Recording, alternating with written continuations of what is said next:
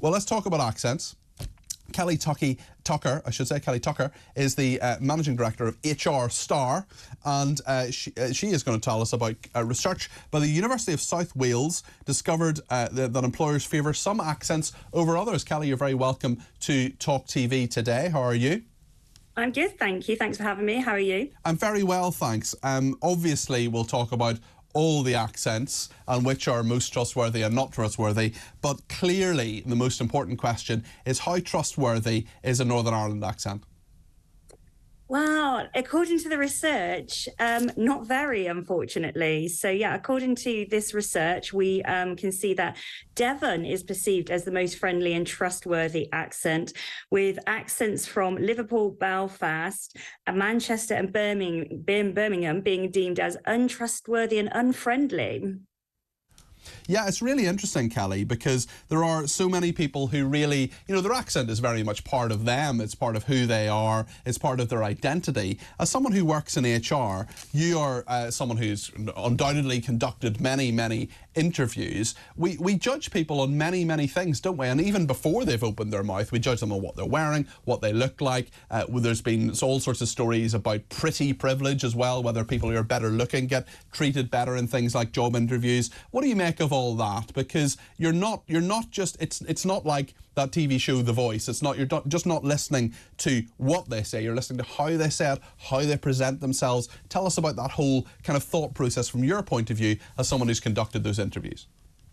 Yeah, I think it's a really valid point that when we are recruiting as hiring managers or HR professionals, we are looking at, if you like, the whole package. And it is important. It's really important to ensure that when you're looking to bring people into your organisation, that you are bringing in the right people. And by that, I mean the people who are able to do the job, who have the skills, the experience that you're looking for, that are going to align and fit or add to the culture that you've created within your business. But I think it is really important to look at how you're ensuring that you're being really inclusive through that recruitment process, so that whilst we're taking all of these elements into consideration, that we're not actually discriminating against people. Is it difficult? Do you have to kind of check yourself and say, just because someone's got like a really annoying voice or a nose piercing or a tattoo or something, actually they might make a great person for this role?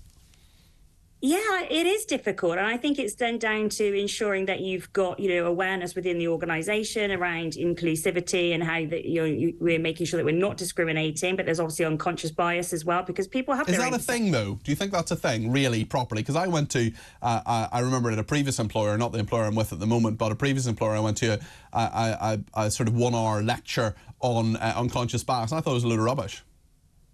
I think it exists, but I think, lecturing somebody about inclusion, diversity is never going to be the thing that actually makes a change. I think it's about ensuring that you've got more than a policy, that you're actually showing up and acting out and making sure that your people processes include everybody or are free from bias, etc. But yeah, I don't think you can just lecture somebody about how to make sure you're not being discriminative or being biased.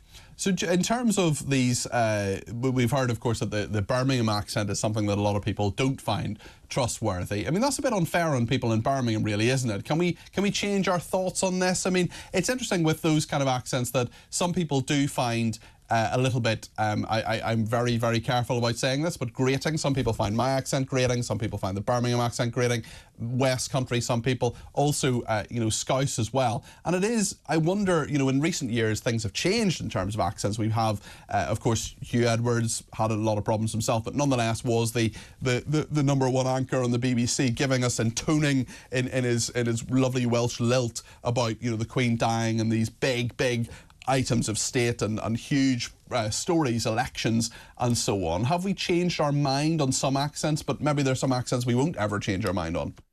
Yeah, possibly. I think, everybody, as I say, has their own opinions, don't they, and thoughts on people and their accents, etc. But I think in, taking just somebody's accent in isolation, it could, potentially put you in hot water or on tricky ground if you're using that only as the reason why you're hiring, or firing people. So I think it's important, and we have to look at the role that the people are, being recruited for. You mentioned there that, the BBC News anchor Hugh Edwards, he's got a really clear role then in communicating news to the UK, to the world, etc. So, you know, we will have to think about when we're hiring people whose key role is communication in how they're communicating. But I think that needs to be looked at in more than just their accent. Okay, listen, thank you very, very much indeed.